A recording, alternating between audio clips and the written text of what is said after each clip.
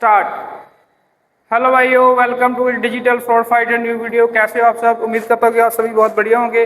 तो गाइस करते हैं वीडियो स्टार्ट। वीडियो बहुत ही इन्फॉर्मेशन वाली है आपके लिए।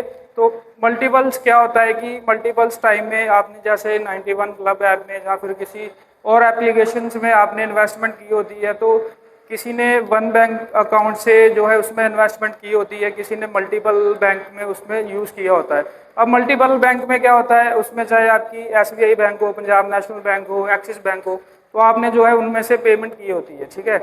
और सिंगल्स पेमेंट होती है, जैसे आपने एक ही बैंक से आपने पेमेंट की हो। अब जो मल्टीपल बैंक वाले हैं उनके साथ जैसे स्कैम फ्रॉड हो गया, तो वो जब साइबर क्राइम पे कंप्लेंट करने जाते हैं, वहाँ पे सिर्फ एक ही ऑप्शन आती है आपके पास, इस तरह फॉर्मेट से आएगा कि बैंक अकाउंट ऐड करो जिससे आपका फ्रॉड हुआ।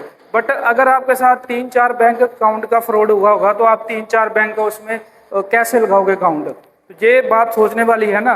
तो अगर आपके साथ 4 बैंक का फ्रॉड हुआ, स्कैम हुआ है, तो किसी का कोई 6 बैंक भी यूज करता है। एक रिसेंटली एक हमारे पास ऐसे ही केस आया था जिन्होंने 8 बैंक यूज की हुई थी। 8 बैंक से गाइस उनके साथ स्कैम हुआ। 8 बैंक से आप लगा लो हिसाब। तो 8 बैंक का कैसे उसमें ट्रांजेक्शन वगैरह ऐड करना पड़ेगा।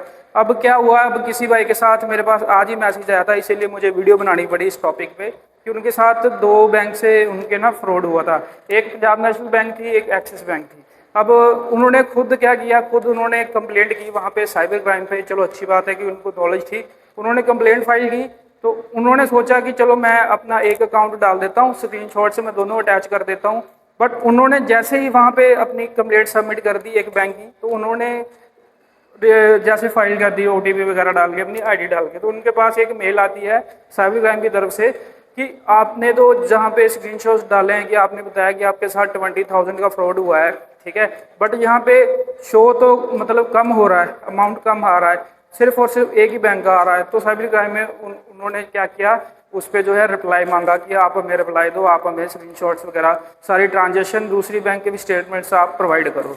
तो इस तरह से गाइस प्रॉब्लम आ जाती है, फिर इन्वेस्टिगेशन भी स्लो होती है। तो अगर तो आपको गाइस पता है, अगर आपको इन्फॉर्मेशन है, नॉलेज है कि कैसे कंप्लेंट फाइल करनी है मल्टीपल बैंक्स की, मान के चलो किसी के साथ चार बैंक के साथ स्कैम फ्रॉड हुआ, तो आपने 4 बैंक की ही मल्टीपल ट्रांजेक्शन ऐड करनी है। अब कैसे ऐड करनी है, जहाँ तो आप हमारी टीम से करवा लो।